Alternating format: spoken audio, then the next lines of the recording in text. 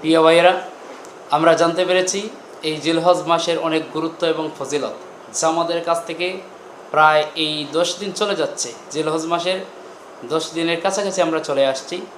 এই জন্য এই জিলহজ মাসের গুরুত্বপূর্ণ 10টি আমল আপনাদের সাথে শেয়ার করতে চাই।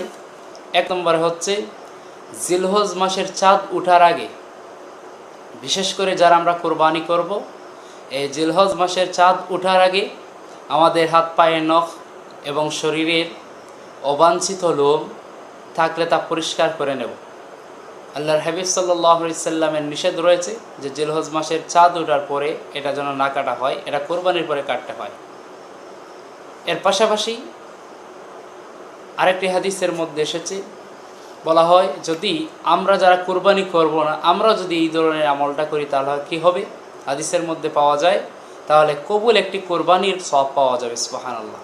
আর একটি কোরবানির সওয়াব মানে হচ্ছে একটি কোরবানির পশুর শরীরে যতটুকু লোম থাকবে সেই পরিমাণ নাকি আল্লাহ রাব্বুল আলামিন দান করবেন ইনশাআল্লাহ।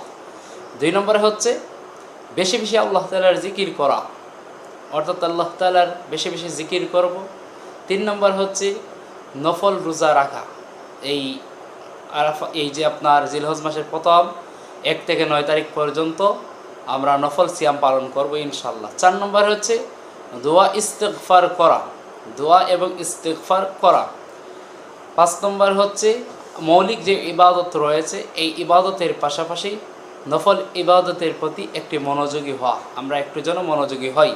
6 নম্বর হচ্ছে তাকবীর, তাহলিল, তাহমিদ বেশি বেশি পাঠ করা আল্লাহ তাআলার প্রতি। 7 নম্বর হচ্ছে যাদের সামর্থ্য রয়েছে হজ করা। 8 নম্বর হচ্ছে 9 তারিখ থেকে, জিলহজ মাসের 9 তারিখ থেকে 13 তারিখ পর্যন্ত মোট 23 ওয়াক্ত সালাতের পরে তাকবীর পাঠ করা, অর্থাৎ আল্লাহু আকবার, আল্লাহু আকবার, লা ইলাহা ইল্লাল্লাহু, আল্লাহু আকবার, আল্লাহু আকবার, ওয়ালিল্লাহিল হামদ। এই তাসবিহ অর্থাৎ এই তাকবীরটা পাঠ করা। 9 নম্বর হচ্ছে ঈদুল আজহার সুন্নত সমূহ পালন করা। 10 নম্বর হচ্ছে যাদের সামর্থ্য আছে তারা কুরবানি করা। এই 10টি আমল হচ্ছে গুরুত্বপূর্ণ জিলহজ মাসের প্রথম 10 দিনের। এক নজরে বলছি, জিলহজ মাসের চাঁদ ওঠার আগেই আমাদের শরীরের অবাঞ্ছিত লোম, হাত পায়ের নখ কেটে ফেলা। 2 নম্বরে বেশি বেশি জিকির করা। 3 নম্বরে বেশি বেশি নফল রোজা রাখা। 4 নম্বরে দোয়া ইস্তিগফার করা। 5 নম্বরে মৌলিক ইবাদতের পাশাপাশি নফল ইবাদতের মাত্রাটা একটু বাড়িয়ে দেওয়া। 6 নম্বরে তাকবীর, তাহলিল, তাহমিদ বেশি বেশি পাঠ করা। 7 নম্বরে হজ পালন করা।